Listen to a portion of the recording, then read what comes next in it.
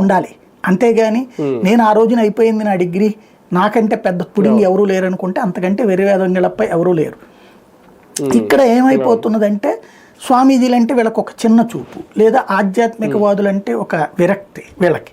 కాబట్టి వాళ్ళని ఆడ చెప్పేది ఏంది, మనం చెప్పగలం కదా అనేసి ఏందయ్యా వీళ్ళు చెప్పేది ఏంటంటే ఇన్ని కోట్ల మంది వచ్చారు, ఇన్ని బస్సుల్లో వచ్చారు, ఇంత రైళ్లలో వచ్చారు, ఇదే తప్పించి ఆధ్యాత్మికత లేదా అఘోరా ఏంటి, ఇవాళ అసలు సోషల్ మీడియా రాకపోతే అది కూడా తెలియదేమో. నాగసాధు అంటే ఎవరు, అఘోరా అంటే ఎవరు, ఇవన్నీ కూడా అప్పట్లో చివరికి ఆ BBC వాడు రాసినట్టు బూడిద రాసుకుని స్నానాలు చేసేటటువంటి వాళ్ళు, ఒంటి మీద బట్టలు లేకుండా స్నానాలు చేసేవాళ్ళు అని రాశాడు.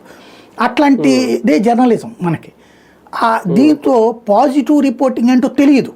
ఇప్పుడు నాకు బాగా గుర్తున్నమాట, రాక్షసులు అనేవారు మా చిన్నప్పుడు. అఘోరాలు అంటే వాళ్ళు మనుషులు తినేస్తారంట, శవాలు పీకి తినేస్తారంట అనేవారు. అది బేసిక్గా మనకి ప్రపంచం ఎట్లా ఉండాలంటే 2 కోణాలు ఉండాలి. ఒకటి ఆధ్యాత్మికత ఎక్స్ప్లెయిన్ చేయాలా, రెండవది ప్రజలకు సంబంధించిన వాళ్ళ ఫీలింగ్ ఏంటన్నది ఎక్స్ప్లెయిన్ చేయాలి.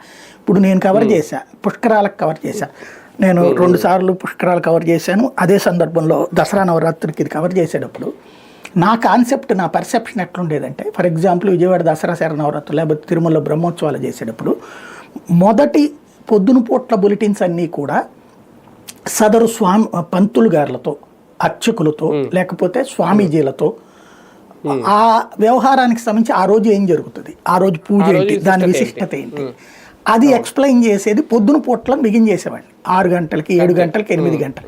తద్వారా ఆ ఇంపార్టెన్స్, ఆధ్యాత్మిక ఆ భక్తుడి యొక్క ఆలోచన అక్కడ ఫోకస్ కావాలి. భక్తుడి యొక్క మనోభావానికి తగ్గట్టుగా వాళ్ళు ఏం చెయ్యాలి, ఏంటి, అక్కడ ఏం ఆలోచించాలి.